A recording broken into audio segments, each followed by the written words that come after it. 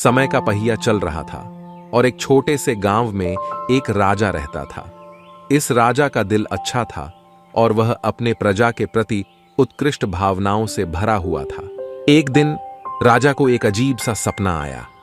सपने में एक जादुई मंदिर का दरवाजा खुला हुआ था और राजा ने सुना कि वहां एक चमत्कारी महाराजा बैठा हुआ है।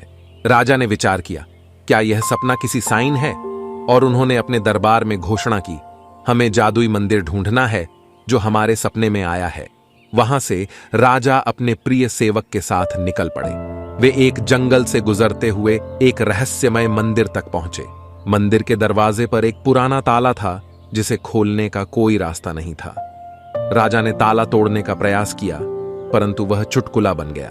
तभी वहां एक बूटा बूटा खिलने लगा और एक जादुई द्वार खुल गया। राजा ने अपने साथी के साथ धीरे धीरे मंदिर की ऊंचाई पर बढ़ाना शुरू किया।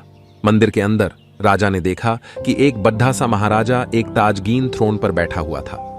महाराजा ने मुस्कुराते हुए कहा, तुम्हारी आत्मा ने सच्ची राह पर चलने का निर्णय किया है। अब तुम्हें 3 परीक्षाएं पार करनी होंगी। पहली परीक्षा में राजा को एक अद्वितीय दृश्य दिखाया गया जिसमें समस्त जीवों का संबंध एक दूसरे से था। दूसरी परीक्षा में राजा को एक स्वर्णिम सांप दिखाया गया जिसने उससे कहा, दुनिया को अपनी आंखों से नहीं, अपने दिल से देखो।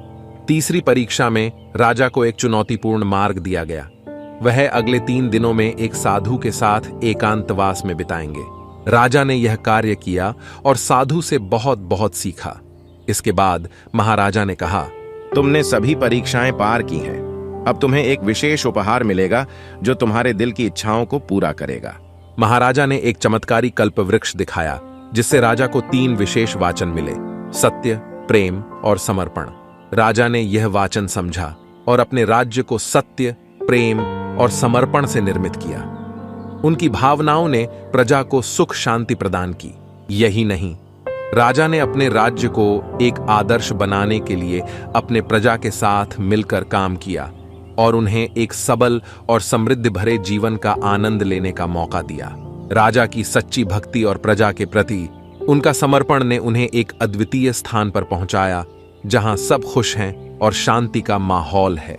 और इस प्रकार जादुई मंदिर ने राजा को वास्तविक खजाने का साक्षात्कार कराया, जो उसे न सिर्फ धनी बनाया बल्कि एक उदार और नेतृत्वीय व्यक्ति भी। इस कहानी से हमें यह सीखने को मिलता है कि सच्चे धन का मूल्य है सत्य, प्रेम और समर्पण।